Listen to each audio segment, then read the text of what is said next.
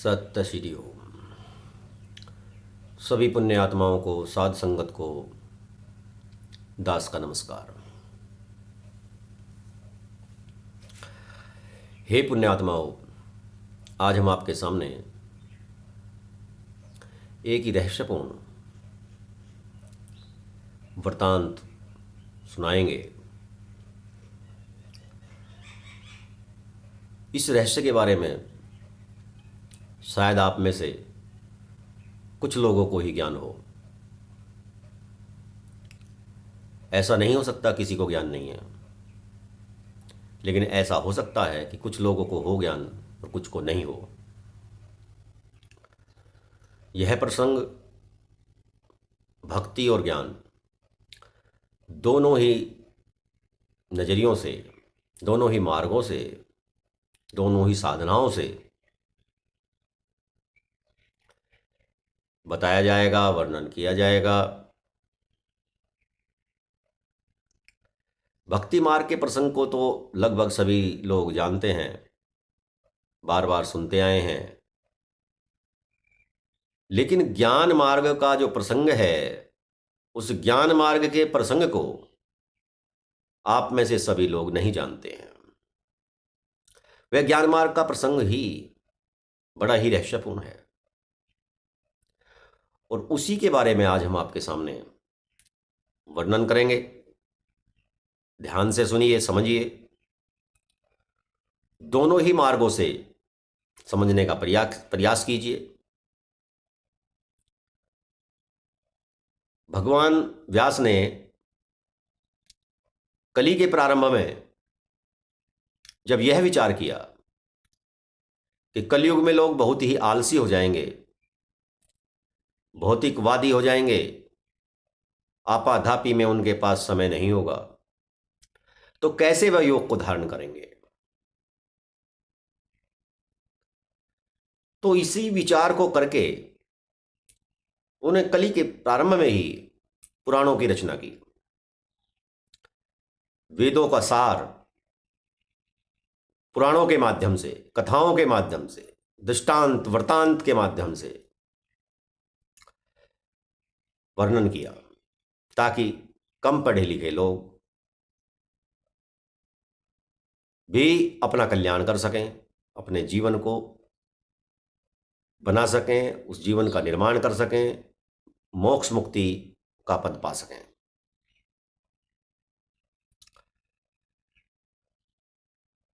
पुराणों को वेदों का सार ही कहा जाता है, लेकिन कहानियों के माध्यम से जो समझाया गया है, तो लोग कहानियों से प्रभावित होकर के, कथाओं से प्रभावित होकर के उन पर ध्यान ज़्यादा देते हैं, क्योंकि कहानियाँ रोचक होती हैं, मनोरंजन भी करती हैं। तो लोग कहानियों तक सीमित हो जाते हैं, लेकिन जो वेद का जो सार है कहानियों के माध्यम से, उसको भूल जाते हैं। कहानी याद रह जाती है, लेकिन जो ज्ञान है उसको भूल जाते हैं और उन कहानियों को ही सुनना और उनको समझना ही पूर्ण भक्ति मान लेते हैं। और जो रहस्य उन कहानियों के पीछे छुपा हुआ होता है, उसमें लेस मात्र भी किसी प्रकार की रुचि नहीं लेते हैं। तो आज हम एक प्रसंग के बारे में आपको दोनों मार्गों से समझाएंगे कि भक्ति मार्ग में क्या बताया गया है और इस भक्ति मार्ग की कथा के पीछे तत्व ज्ञान के रूप में, अध्यात्म के रूप में, योग के रूप में, ज्ञान मार्ग के रूप में क्या रहस्य है। इस रहस्य को हम आपके सामने पूरी तरह से प्रकट करेंगे। जो भक्ति मार्गी हैं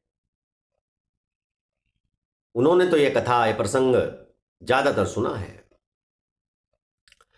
लेकिन इस कथा के पीछे का जो प्रसंग है, जो ज्ञान मार्ग है, जो तत्व ज्ञान है, जो सार है, उसको बहुत कम लोग जानते हैं, कम लोगों ने चिंतन किया है। संत महात्मा बार बार बताते भी हैं, लेकिन लोग उस बात को समझने का ना तो प्रयास करते हैं और नहीं प्रयास भी करते हैं तो कुछ जटिल होता है तो उसको समझ नहीं पाते हैं। तो इसलिए हे पुण्यात्माओं, आज हम शुरू करते हैं उस वृत्तांत का जो भक्ति मार्ग में इस तरह है और ज्ञान मार्ग में इस तरह है। तो हे पुण्यात्माओं, हे साध संगत, वह प्रसंग क्या है? वह प्रसंग है कि भगवान गणेश को सर्वप्रथम क्यों पूजा जाता है। देवताओं में भगवान गणेश को सर्वप्रथम क्यों पूजा जाता है? उनकी पूजा पहले क्यों होती है? वो सर्वश्रेष्ठ सर्वमान्य देव क्यों है? तो पहले प्रसंग हम संक्षेप में आपको सुना दें। आपने कई बार सुना है, लेकिन फिर भी हम सुना देते हैं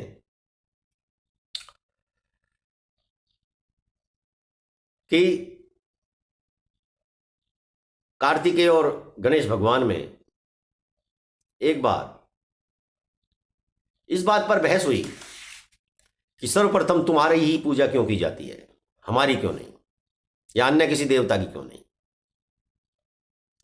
भगवान शिव की क्यों नहीं? भगवान विष्णु की क्यों नहीं? ब्रह्मा की क्यों नहीं? इंद्र की क्यों नहीं?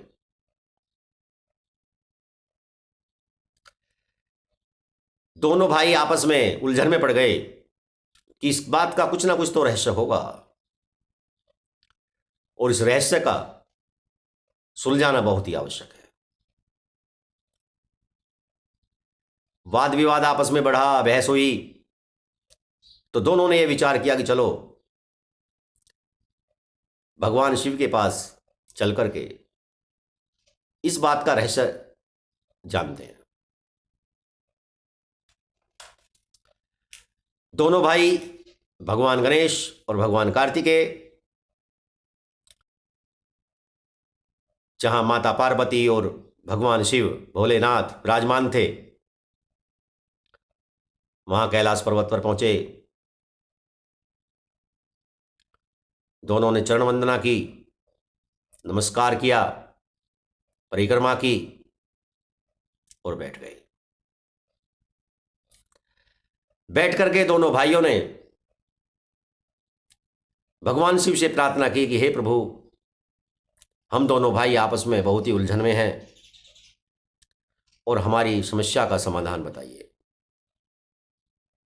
भगवान शिव बोले, पूछिए, क्या बात है, क्या उलझन है?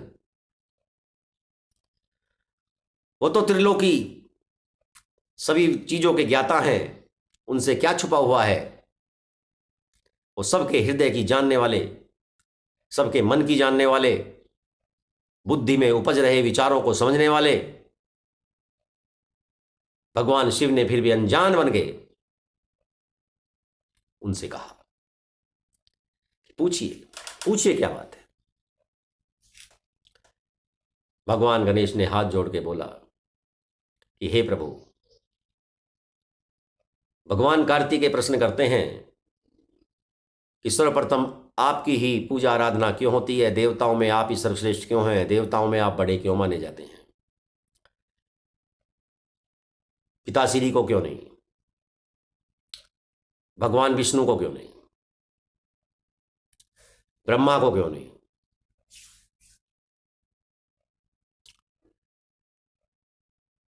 तो हम दोनों भाइयों में यही बहस हो रही थी, तो मैंने कहा कि चलो पिताश्री के पास ही चल करके इस बहस का समाधान कर लेते हैं। उनको हर बातों का रहस्य का पता है।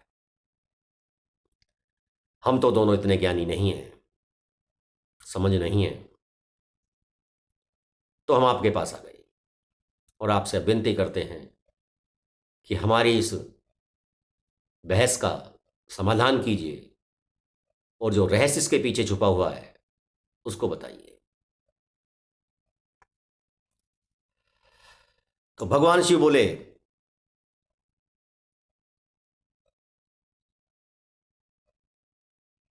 कि जो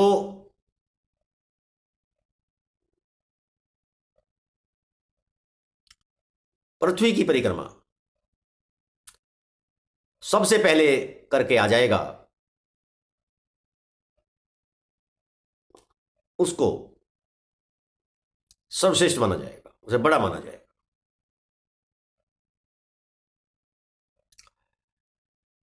अब भगवान गणेश की तो सवारी मूसक, चूहा, और भगवान कार्तिकेय की मयूर।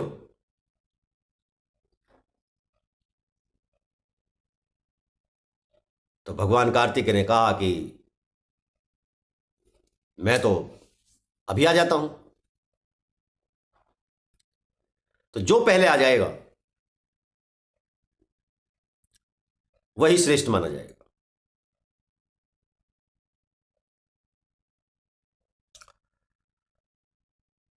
भगवान कार्तिकेय अपने वाहन पर सवार होकर के ब्रह्मांड की परिक्रमा करने के लिए निकल गए।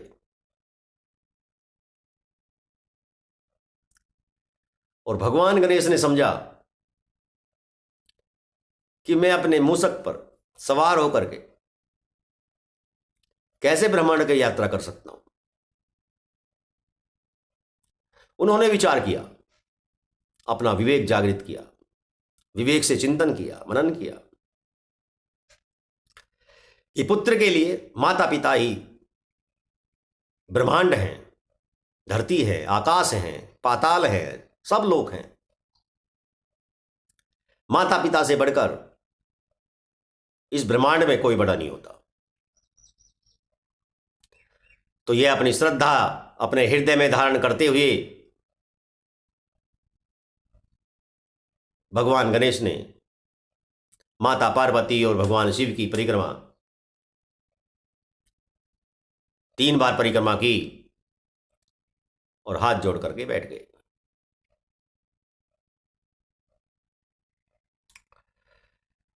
भगवान कार्तिकेय बहुत समय बीत गया। जब परिक्रमा करके आए तो देखते हैं कि गणेश जी तो वहीं पर विराजमान है। बड़ा चंबा हुआ कि वे कैसे आ सकते हैं। मेरा वाहन इतनी स्पीड से दौड़ता है, उड़ता है, और ये मूसक की सवारी करने वाले कैसे मेरे से पहले आ सकते हैं। शायद मेरे साथ कुछ छल हुआ है।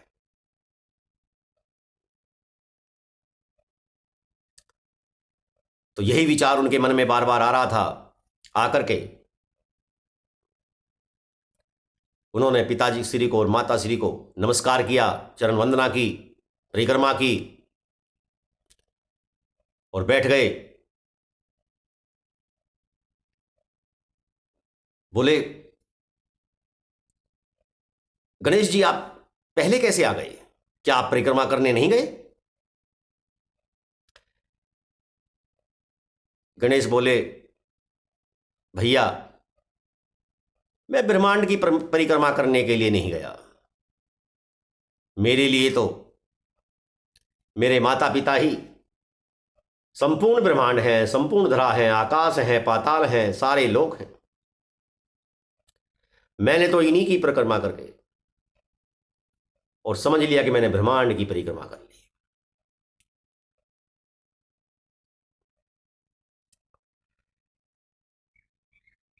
देव आसमान से फूल बरसा रहे हैं, गणेश जी के ज्ञान और बुद्धि की प्रशंसा कर रहे हैं। तो भगवान शिव ने निर्णय सुनाया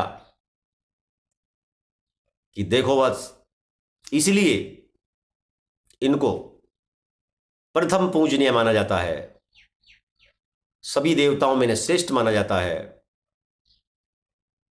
सभी देवताओं में सबसे पहले इन्हीं की आराधना की जाती है। यही कारण है कि इनके पास विवेक, बुद्धि, सब कुछ है। ये धर्म के ज्ञाता हैं। आप इतने वर्षों तक ब्रह्मांड की परिक्रमा करते रहे, लेकिन आपने ये नहीं समझा कि ब्रह्मांड स्वरूप माता पिता आपके सामने बैठे हैं और इन्होंने इस बात का ज्ञान प्राप्त किया, इनको ज्ञान है इस बात का कि धर्म क्या कहता है, और इन्होंने हमारी ही परिक्रमा करके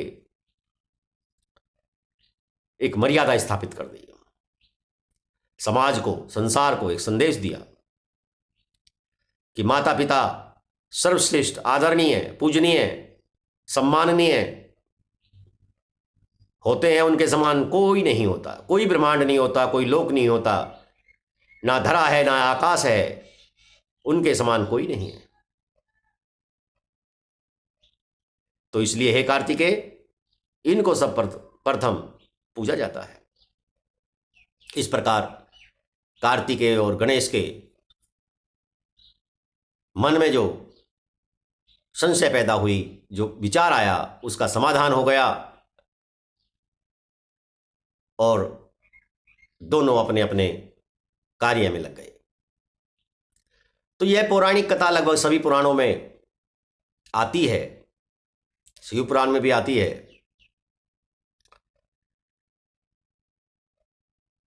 कि गणेश जी को सर्वप्रथम क्यों पूजा जाता है। यह कथा हमने पौराणिक आधार पर, भक्ति मार्ग के आधार पर आपको सुनाई है।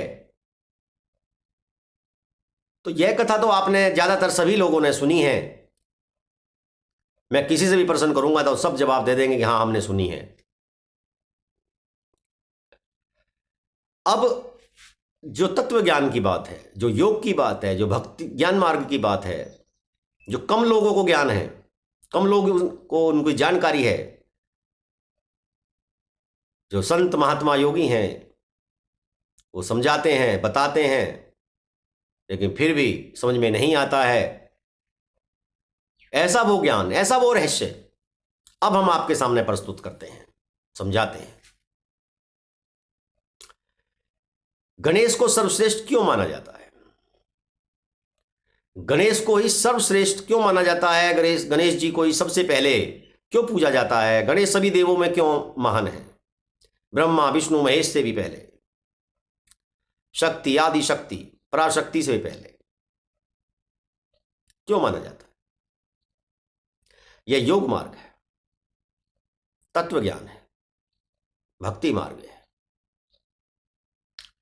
ध्यान से सुने और समझे। गणेश का अभिप्राय क्या है?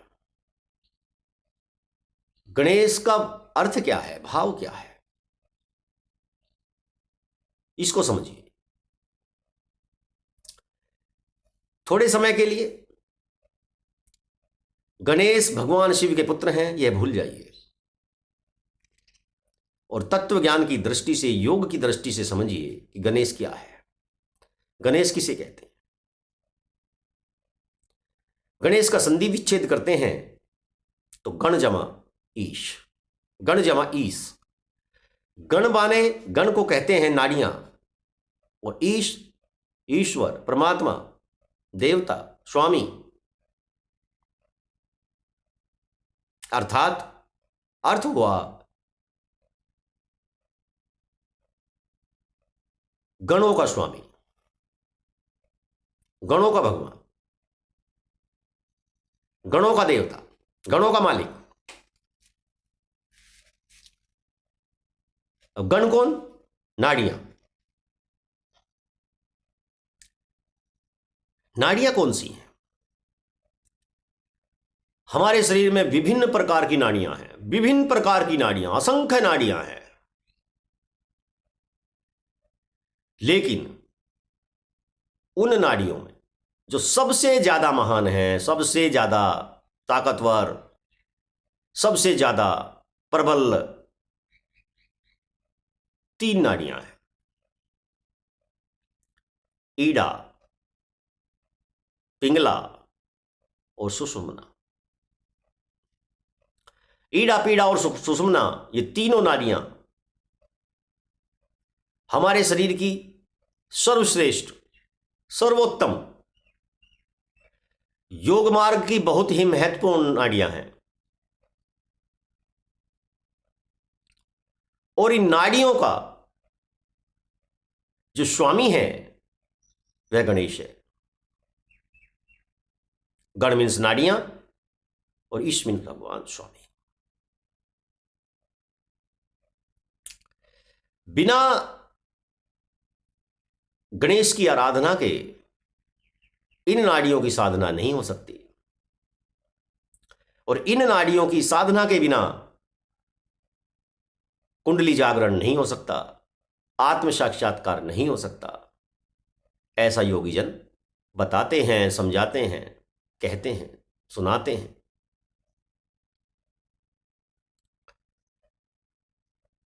ये तीनों नाड़ियां गुदा स्थान से प्रारंभ होती हैं और यहीं पर शरीर में स्थापित कुंडली नामक योगनीय शक्ति का मुख होता है।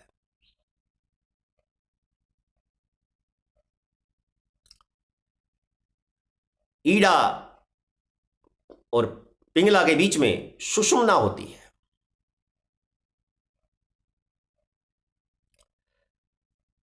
जब हम चक्रों का ध्यान करते हैं, षट चक्रों का ध्यान करते हैं, तो हमारे ध्यान में सबसे पहले हमें ध्यान आधार चक्र का,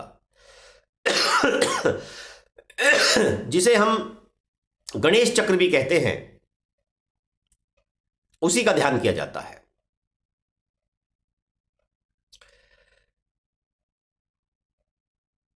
गणेश चक्र यहीं से प्रारंभ होता है, गुदा और मूत्र मार्ग पर।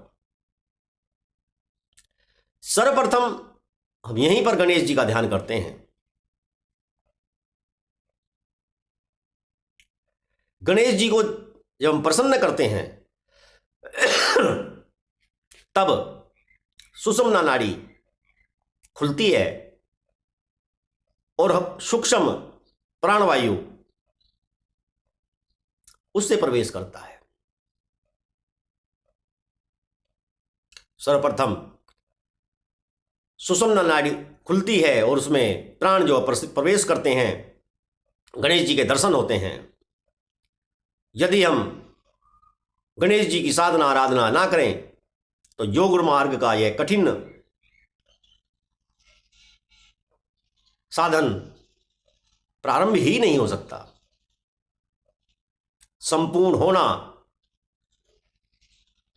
तो कैसे कह सकते हैं? जब प्रारंभ ही नहीं होगा तो संपूर्ण कैसे होगा?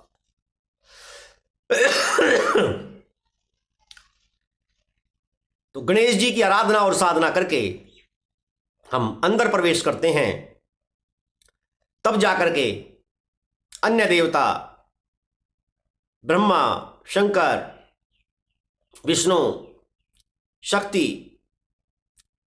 आदि के चक्रों का ध्यान किया जा सकता है। कुंडली जागरण होता है और आत्म साक्षात्कार हो पाता है। तब जाकर के हम सुषुम्ना में ब्रह्म रुद्र पर अपने चक्र को खोल पाते हैं। तो योगियों का यह मार्ग आधार चक्र से शुरू होकर के और ब्रह्मरंध्र पर समाप्त होता है। तो इसमें सर्वप्रथम गणेश जी का ही ध्यान किया जाता है और